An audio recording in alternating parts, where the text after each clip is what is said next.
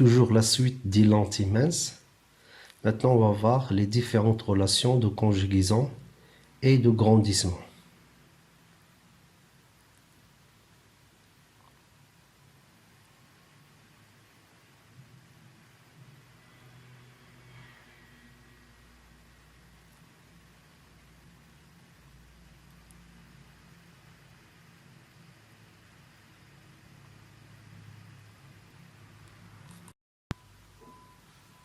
À gauche, vous avez les relations de Descartes et à droite, les relations de Newton.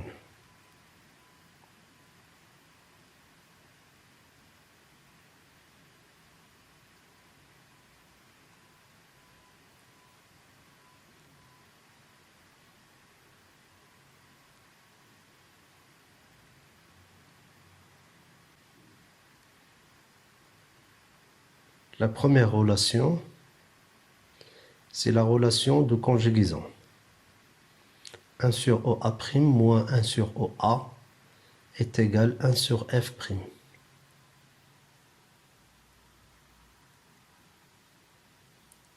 La deuxième relation, c'est la relation de grandissement linéaire. Gamma est égal à OA' divisé par OA. Comme vous voyez, OA', ça veut dire la position de l'image. Le F', c'est la distance focale image. Et vous avez OA, c'est la position de l'objet.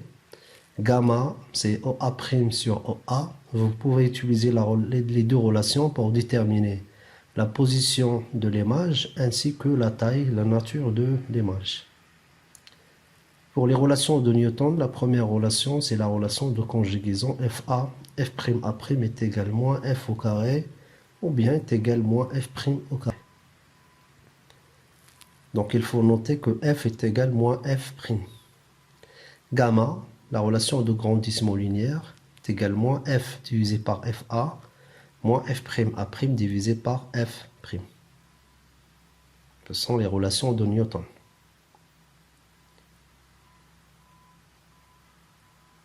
Donc les relations de Descartes et les relations de Newton.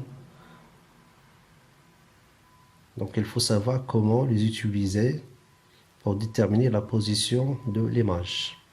Maintenant les constructions géométriques. On va commencer par la lentille convergente. Comme vous voyez, il s'agit d'une lentille convergente de centre O. Le foyer principal objet et le foyer principal image. Vous prenez un objet AB. On va chercher l'image. C'est pas la peine de chercher l'image de A. Il suffit de chercher l'image de B. La première marche. Un rayon d'incidence parallèle à l'axe à la rencontre avec la lentille convergente. Le rayon émergent passe par le point F'. La deuxième marche. Un rayon qui arrive du point B et qui passe par le centre de la lentille. Le rayon correspondant sans déviation. La troisième marche. C'est un rayon qui arrive de B, qui passe par le foyer principal objet à la rencontre avec la lentille convergente, le rayon correspondant parallèle à l'axe. Le point de rencontre de ces trois rayons émergents, c'est le point B'. Il suffit de tracer la perpendiculaire à l'axe pour trouver le point A'. Finalement, vous avez un objet réel, une image réelle. Ça, c'est le cas des lentilles convergentes.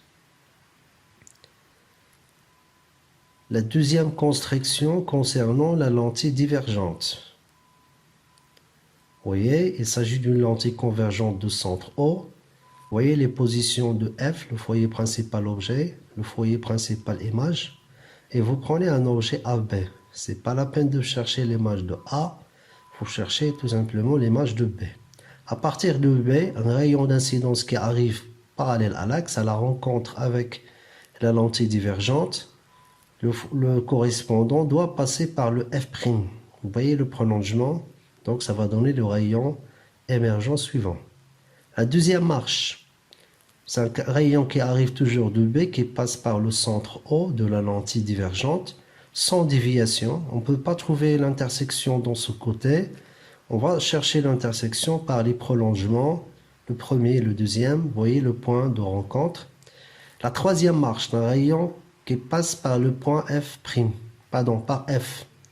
À la rencontre avec la lentille divergente, le correspondant est parallèle à l'axe. Vous prenez le prolongement, vous voyez le point d'intersection, trois rayons émergents, bien des prolongements des trois rayons émergents, B'. Donc ensuite on trouve le A'. Finalement vous avez un objet réel ou une image virtuelle.